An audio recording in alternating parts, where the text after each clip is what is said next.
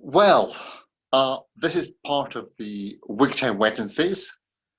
We are trying our best to keep the festival going.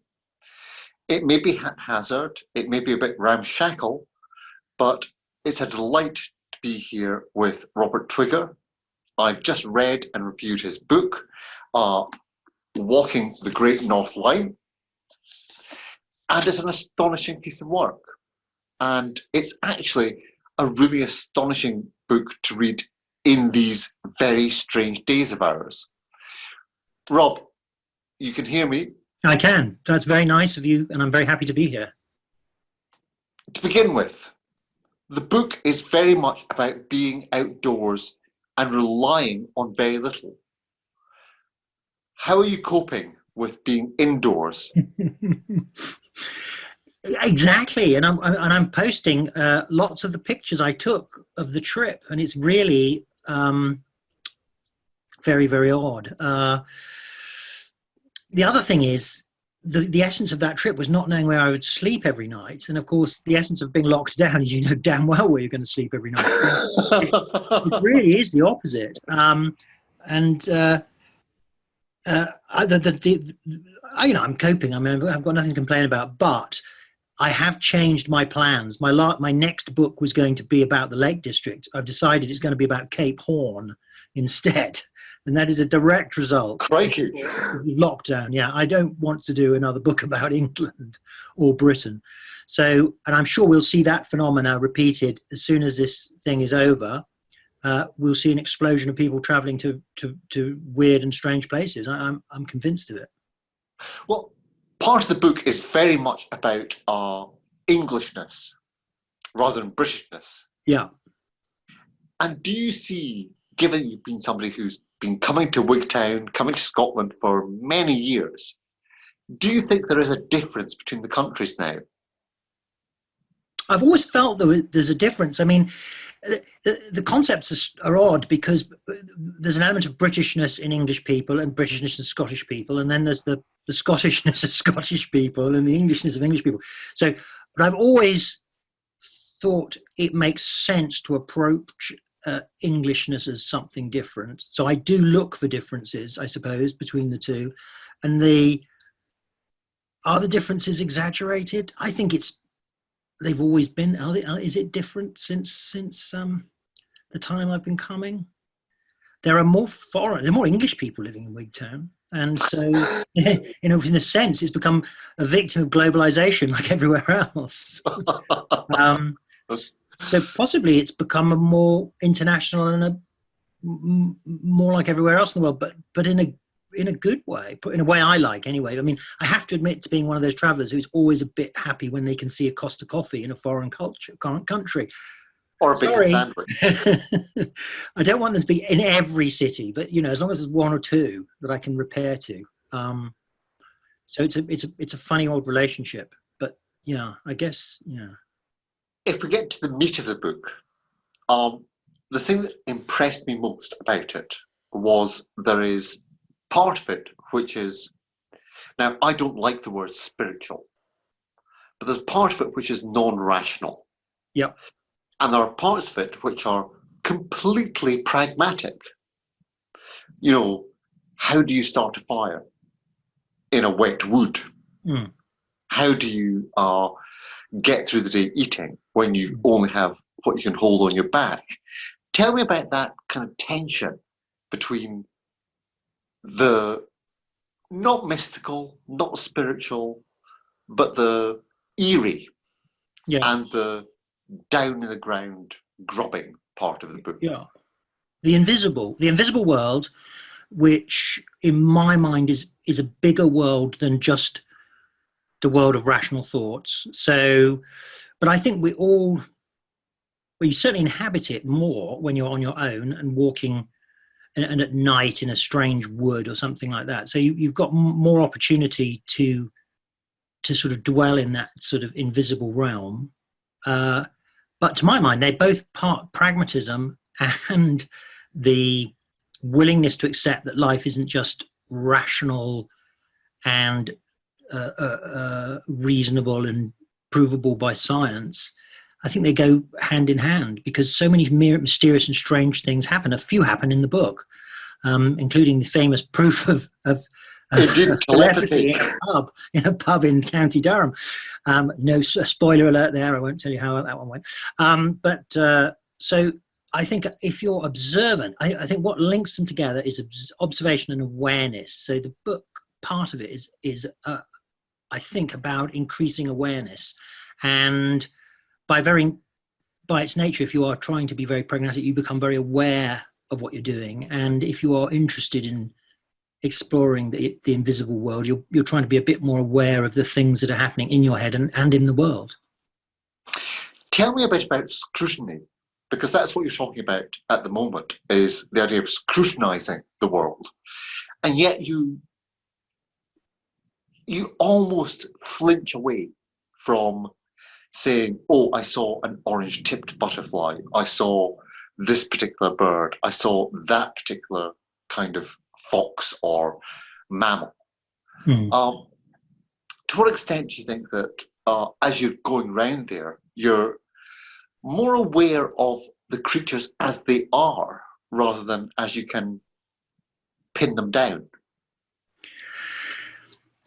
I mean, that's a good point, and a perspicacious point. I started the journey with somebody who was an ornithologist or good at ornithology, and he did point out quite a lot of things. But there's a point beyond which, lark, wren, of course you could employ the tried and tested technique of the nature writers. I saw X, it reminded me of Y. I saw B, it reminded me of Z. So like every creature has its own little tag and memory. But that wasn't to be. I tried to cut it down. And also, when you're shuffling around through the English countryside, of course you do see stuff, but it isn't necessarily at the time. You'd probably end up cheating a bit by putting it into the memorable bits you're writing about. So I didn't want to create an artifact, a bit like one of the wildlife films where they, deliberately infiltrate creatures from the zoo to make it look more realistic. I didn't want to do that. So when there were significant encounters with wildlife, there's this few I see hares, I see deer that seem to be significant to me. Then I talk about them. But it's not a book about, and I didn't want it to be, I thought it'd be boring to read, a book which is just a kind of checklist of all the amazing animals I saw. And quite apart from the fact, I could have done it about trees. I could have just listed every species of tree, but apart from the fact that probably I don't know them all, and I'd have to keep looking in my guidebook, so that would be phony anyway, because I'd be checking the names. Would other people be that interested? And I thought about all the books that I really like, and there's a bit of it. You want the reality, but you don't want to be. It's a bit like those historical fiction novels where they keep name checking products from the past. They've gone through a catalogue to make it all realistic, and that's not in War and Peace. That's about the level of detail he's got is about all you need in a historical novel, I think. The book is, a straight line between two significant spiritual sites, but it's not a ley line. It's not a ley line. And you are very, very acute on the fact that this isn't some kind of spiritual journey. It may be a pilgrimage, but it's not a kind of this is where the aliens landed kind of book. Tell me what you discovered at the end of it. I discovered at the end of it that there is such a thing as a sense of place, and it's a small feeling. It's not an emotion. You could call it a higher emotion, perhaps, but it isn't characterized by a feeling of emotion, ecstasy, or anything like that. So it's something observable. I had built a greater sensitivity to place, and you could argue, well, if you walk 390 miles, you're going to feel sensitive about arriving in Lindisfarne. But I tested various spots in Lindisfarne, and some I found wanting, and others I didn't. And of course, it is a personal trip, and you have to read the book to see whether I am delusional or not. But I think I was training myself to become more aware of place, and the effect of places on us. And I think it is important, and I don't think it's an accident that Aborigines have, devoted an awful lot of time to their landscapes and creating songs that involve their landscapes.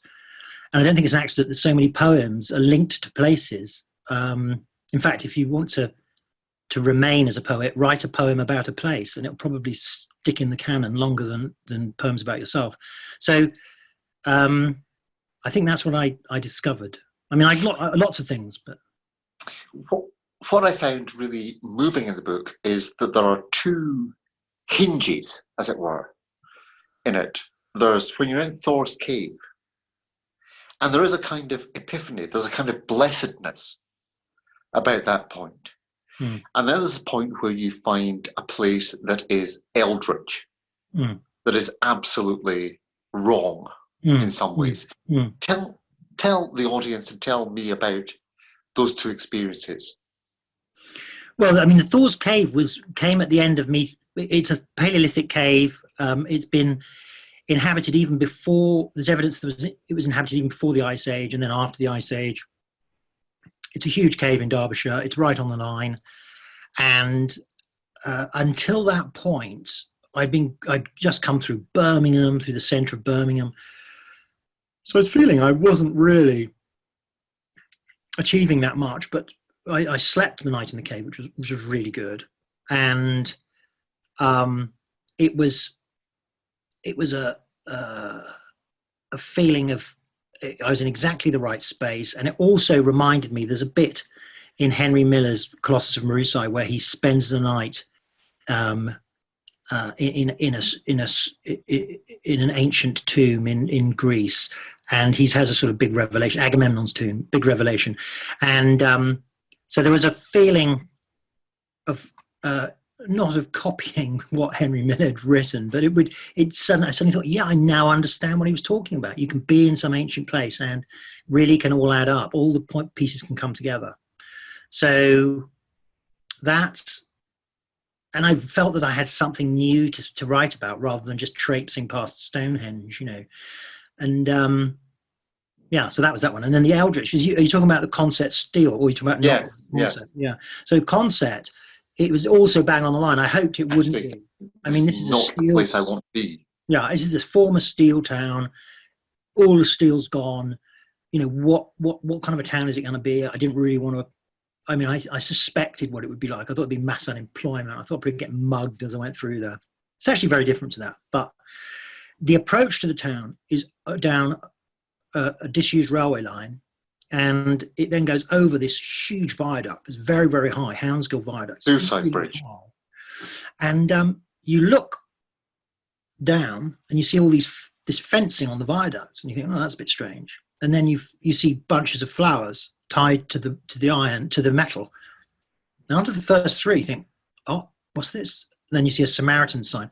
It's a suicide viaduct. It's the viaduct off which people throw themselves fairly regularly, judging by the newspaper reports and the condition of the flowers. So it's a sort of tragic condemnation of really the whole project, really, of you create a steel town because you've got access to water and iron, and then you take it away, and then you build a railway, and then they chuck themselves off the railway. So the whole thing was just awful, really. And it coincided with experiences of people I knew, some of my friends and people I knew having depression or mental health issues or even attempted suicide. So it was really dark kind of entry. I mean, Consett itself, it's a town. I mean, it's just another town. But yeah, it was depression is one thing that goes right through the book.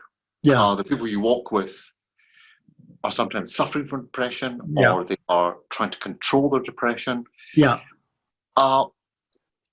In terms of what we are doing at the moment in this country, you've been out there in the field, as it were.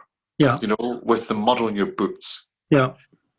To what extent do you think that the way in which we are now locked in is cutting us off from the remedy? I think one of the things in the book I mention is the cost of a lot of the properties I go by. I wanted it actually every house I wanted to, because you can find their price on Rightmove, and I wanted it as a kind of running joke to sort of, the price of Sting's house. I go past Sting's house.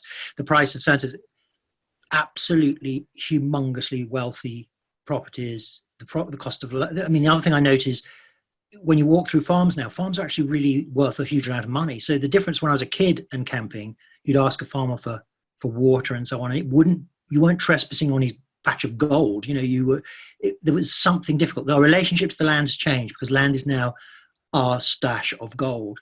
And that is, I think, at the heart of this strange, messed up way we've got of living right now.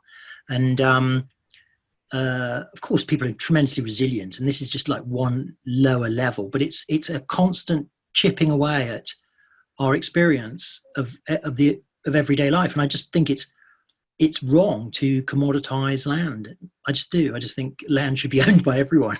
And I've always thought, and so I'm always at sort of odds with that thing. But the other thing is, most of England is green fields with nothing in it. Can safely report that. That's one of the best parts in the book, is when you say going in a plane and looking down and realizing that Britain, England, is green. It's so and the cities are actually anomalies, not total anomalies. Really small towns are tiny, roads you can't see. The landowners have pulled the wool over our eyes. They still own the damn place, and it looks great. But I sort of think it should all be ours. We should be roaming freely all over it. Well, tell me about Birmingham, because this isn't a nature book. You're not actually skipping down the fields with your butterfly net saying, oh, look, oh, hello, trees, hello, flowers. Yeah, there's an urban You have to element. walk through parts that you don't want to be in, Yeah. and that actually you're scared in. Yeah, I'm a bit of well, no, I mean, so I was going to say I'm a bit of a coward. No, I'm not. I knew I'd have to walk in a straight line to make it make sense. And also I kind of was looking forward to it. A book where you simply go along the nice bits is, well, it's different. It's not as interesting. I knew it would be interesting. So I have to go through the centre of Birmingham. This line goes absolutely, well, it's slightly off the centre, but you're right through every sort of neighbourhood, from rich neighbourhoods to predominantly Eastern European neighbourhoods, Indian neighbourhoods, the whole thing. And I had to do it in one day, 28 miles, because I sure as hell wasn't going to sleep rough in Birmingham. And it was interesting. I mean, it was hard walking, but again, I did it on a Sunday. The place was mainly fairly empty. And of course, nobody's interested in, of course, I live in the countryside, and country people are always a bit suspicious that if they go into a city, the first thing that happens is they get mugged. And of course, it's not going to happen in Birmingham if you're walking at a reasonable pace with a rucksack on and you look like you know what you're doing. So all those fears that I had of being, robbed or something at some point, because I'm sleeping rough on this journey, none of it ever materialized. I mean, everybody was helpful, and I had a couple of encounters that were odd, but mostly everyone was helpful. That's one of the strange moral points about the book, that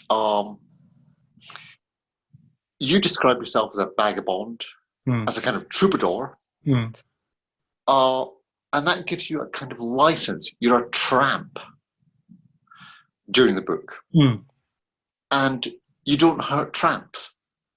No.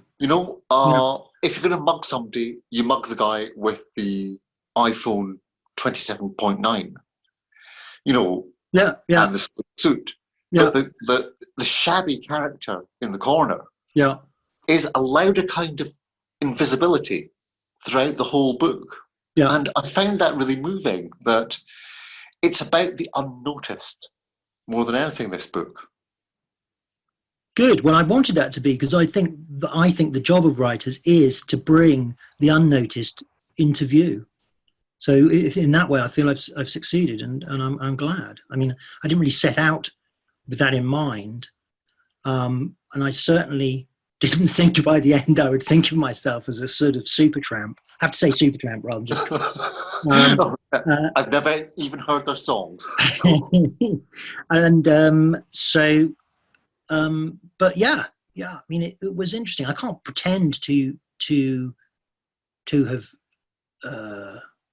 to know the sort of mental anguish of being a truly homeless person, but I've certainly got a good insight into it, and I certainly understand the pressures and why it could even be preferable to certain sorts of incarceration or being forced. I've heard that some of these people who've been forcibly put in the hotels have left, and I can understand there are there are benefits to not having a home, but there are also some very, very unpleasant sides. That's astonishing, and it brings me back to the whole idea about travel and enclosure that goes through your book. All your books have been about going out there. Are you thinking about how to write about being in there? I mean, honestly, Rob, I've known you for years. Yeah. Part of me worried that you are now going to try and go to prison.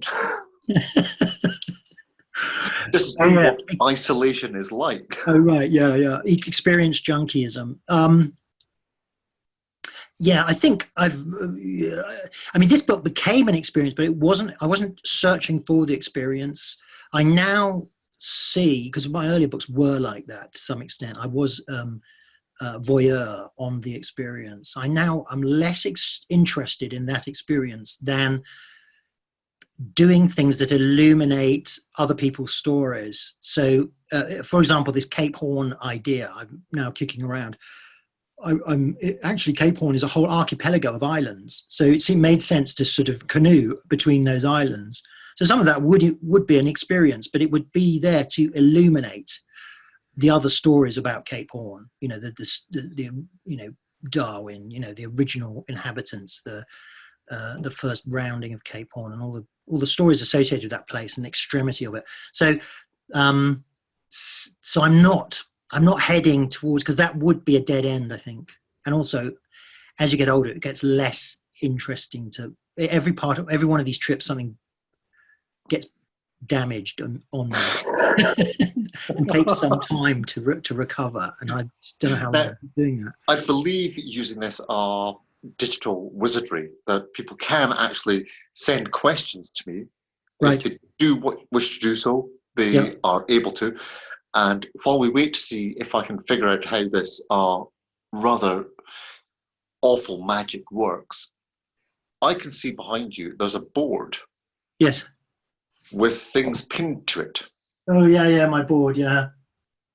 My show-off board of pictures and things. Do you want me to Yeah, talk us through what that's...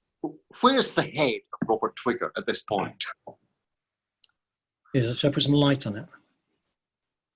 Yeah, so these are sort of odd things. That the black and white one, actually, that part of that is a photo from Wigtown.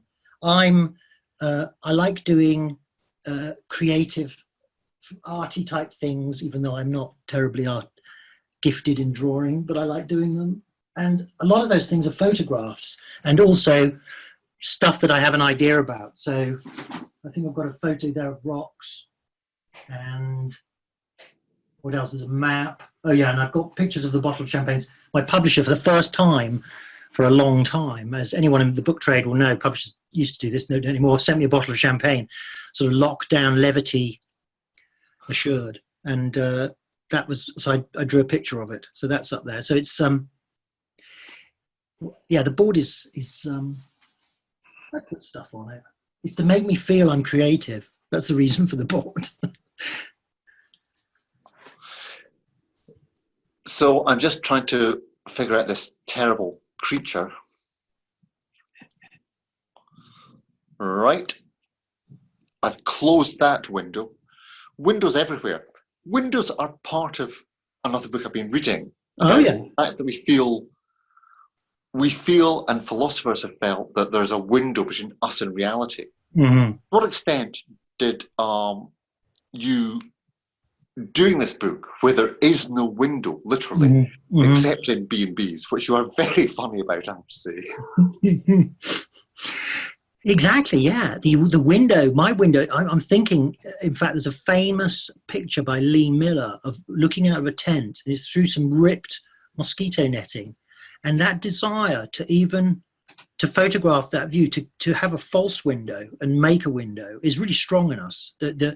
When you're outdoors all the time, you do develop a strong, I mean, in a way, I think this is about the attraction of the cave. Back to the Thor's Cave idea was, you're in the cave and there's a window. And in fact, when I was looking at the photographs I took, the only one I've got is of me sitting in the cave looking out. I've got no pictures of the damn cave.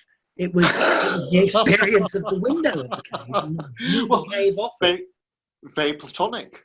Yeah, exactly. You know, in the cave, but Yeah. looking out. But looking out, yeah, absolutely. But the other great painter of this is the whole idea of, you know, Hopper's Nighthawks, for example. Yeah.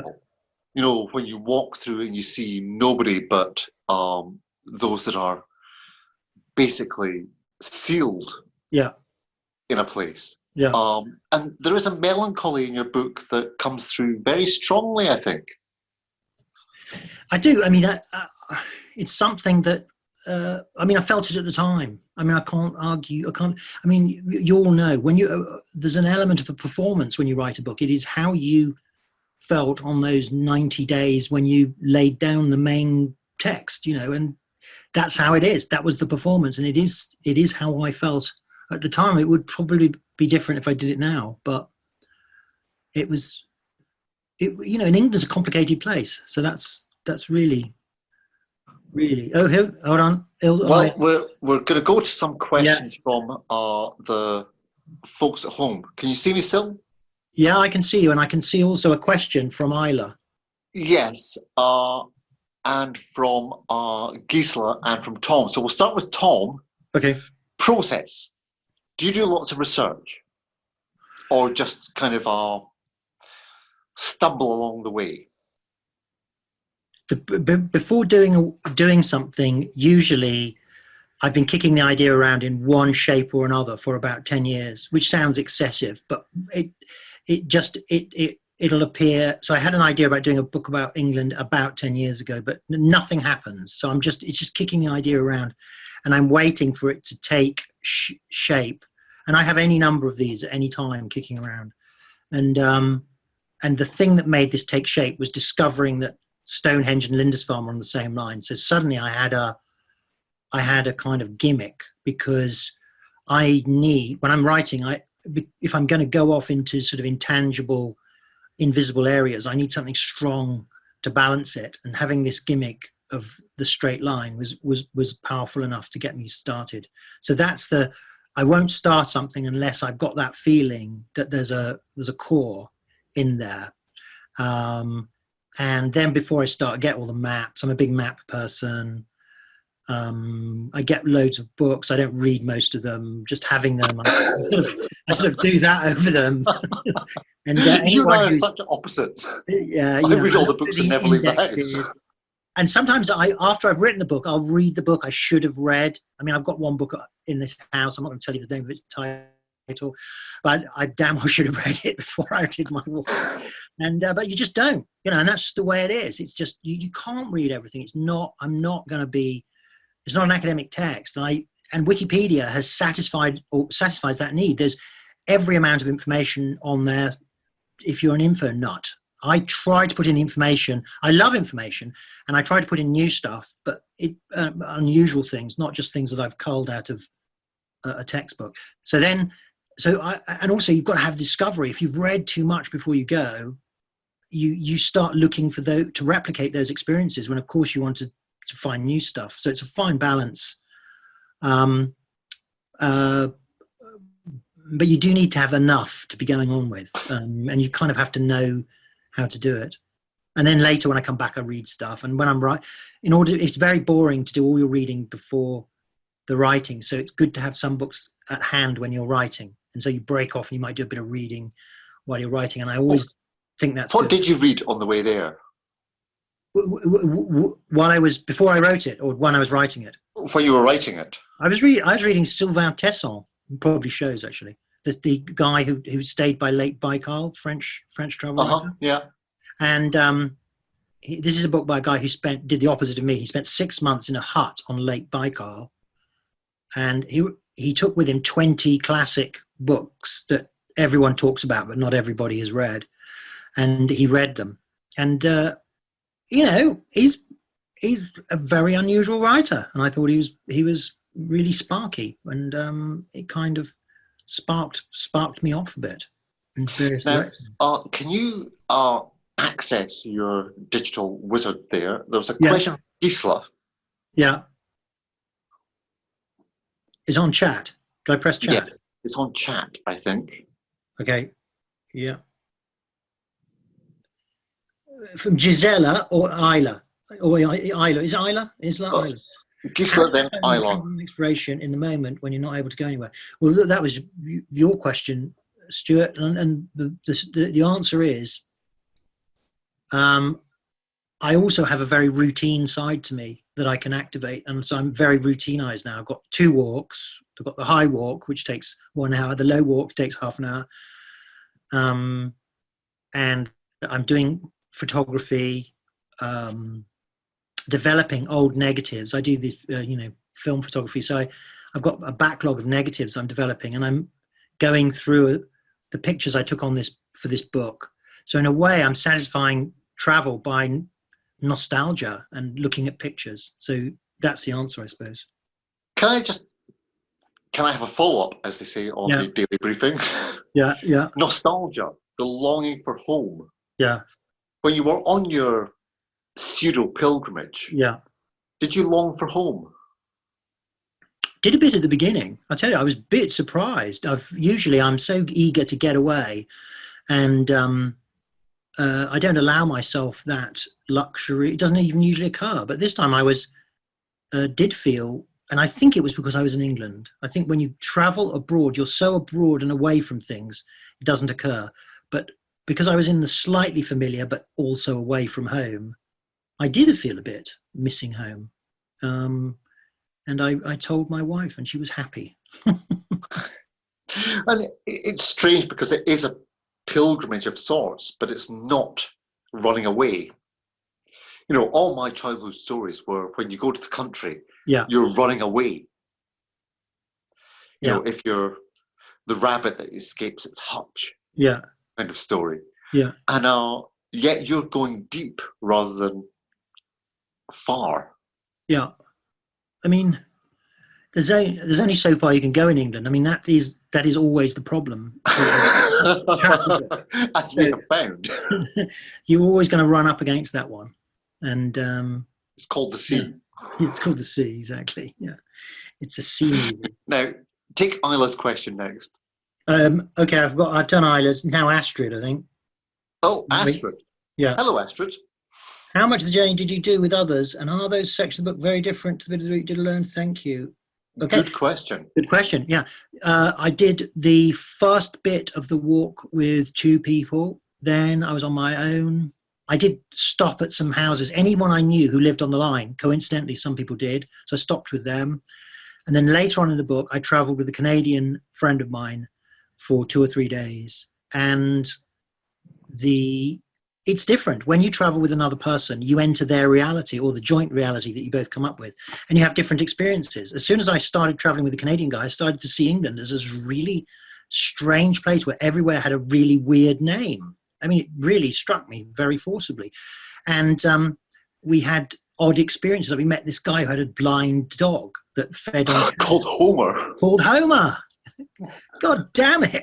That never happened to me before in England. And of course, I always think of England as terribly weird and eccentric. And of course, once I was with this guy, it became exactly that.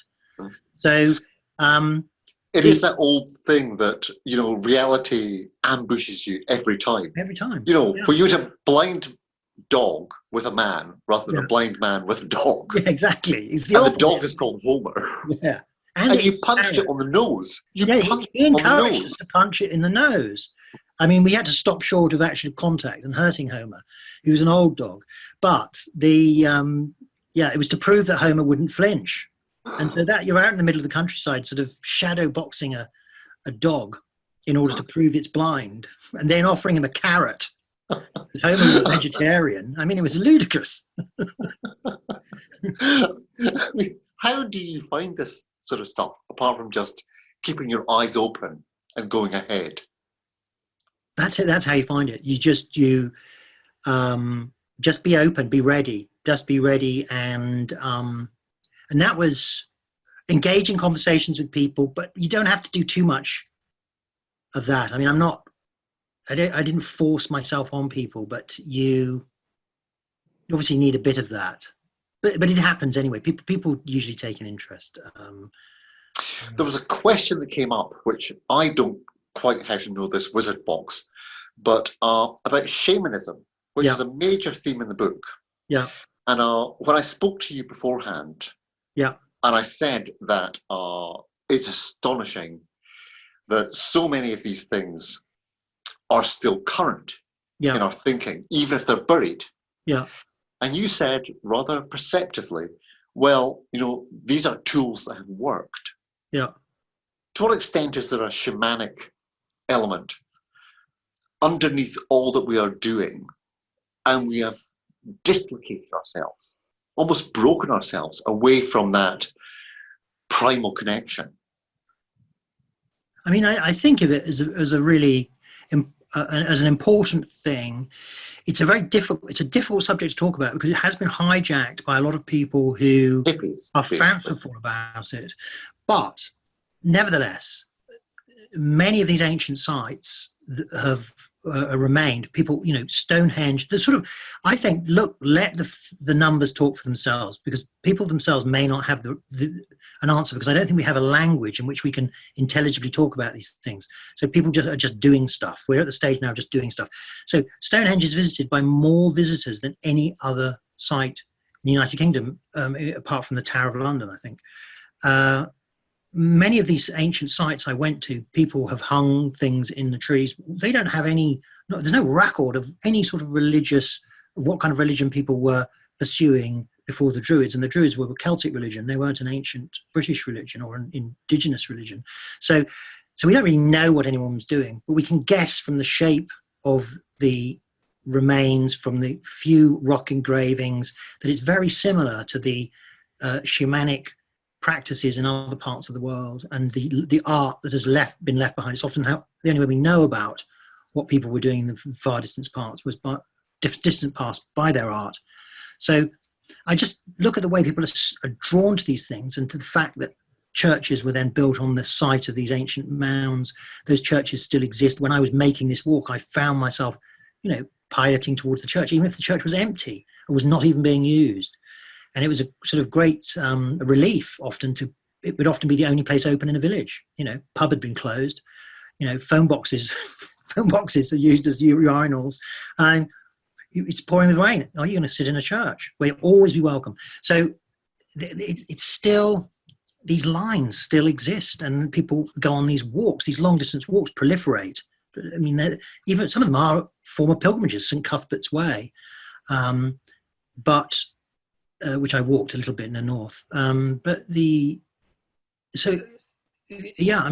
distance walking, visiting ancient sites, the fact people have a cult of nature. Often shamanism is connected to being at one alignment with nature.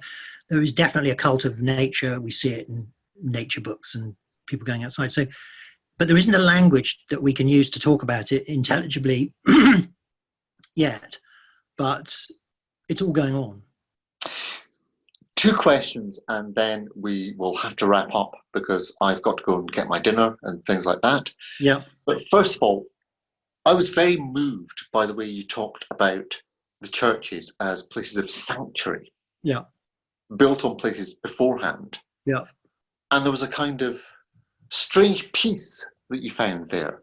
Yeah. Just tell me a bit about how you relate to that as an agnostic, as somebody who doesn't believe in the 39 articles. Yeah. What did you feel about what churches mean within place?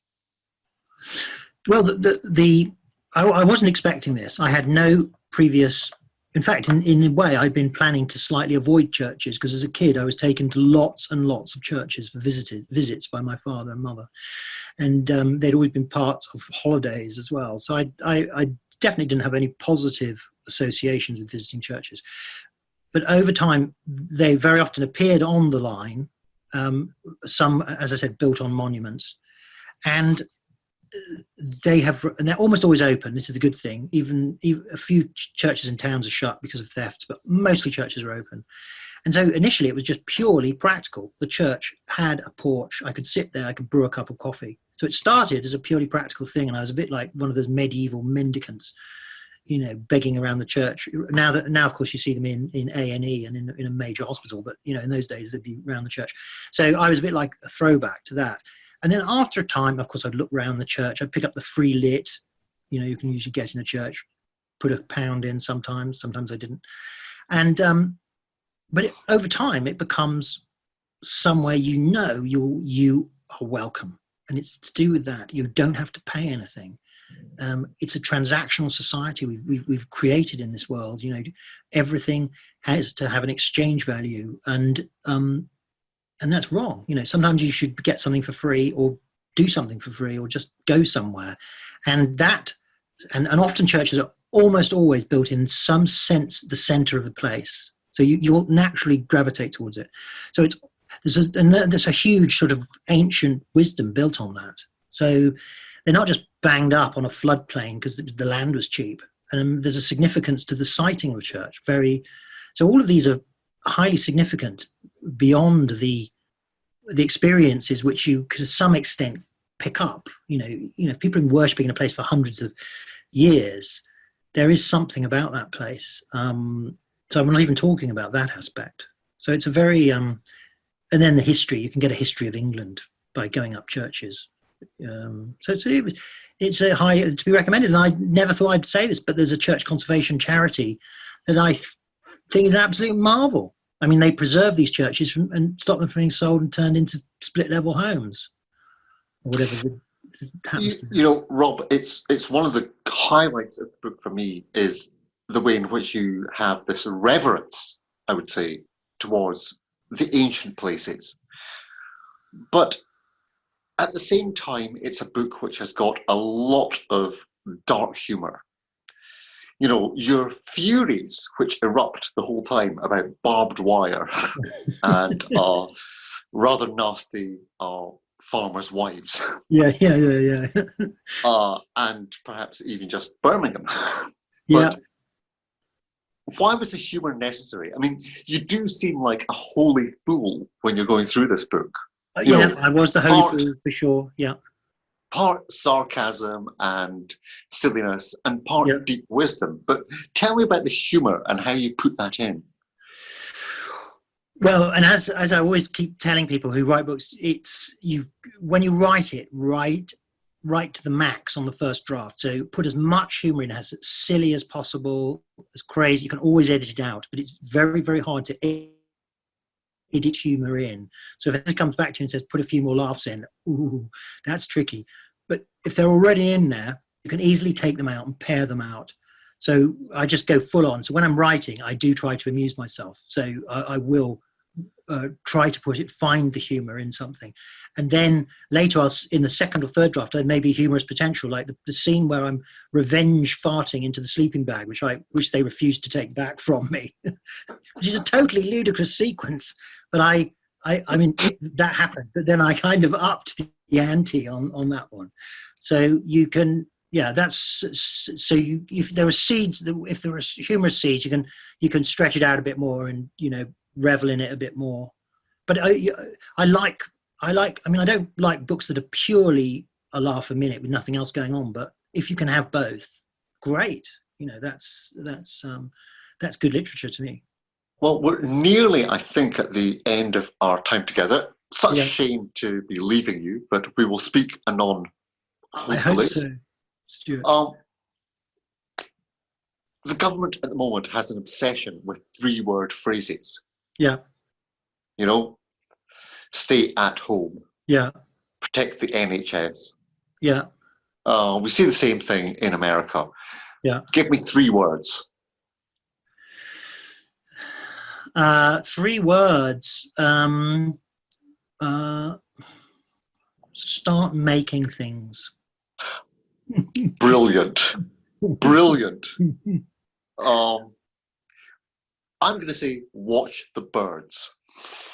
Good. They know Good. what's Well, going I on. have, since talking to you, Stuart, there's more now. I'm absolutely convinced there are more birds out there than before. And there's no logical reason, but I think there are more out there. Well, I'm trying to train a crow and a raven at the moment. Oh, brilliant. But I know somebody did it. So, it can be done. It can be done. Now, can you just say goodbye to everybody who's been watching us for the Wigtown Wednesday? Thank you once again, Rob Twigger. You're a gentleman and almost 3/4 of a saint. Oh, no, you are, Stuart. And very, very nice to talk to you. Thank you very much. And you. This is a picture of the book, in case anyone's wondering. There we are. Yes, I've got mine here.